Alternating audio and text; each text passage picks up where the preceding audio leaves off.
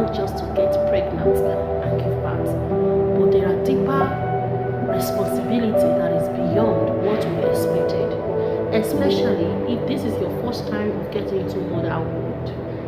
I pray that God will strengthen you.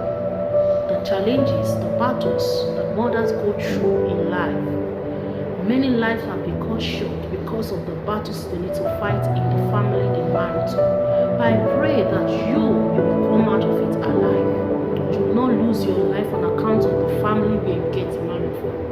And the battles that is in that family, the Lord will help you to fight it. For you are a light into that family as a wife that is led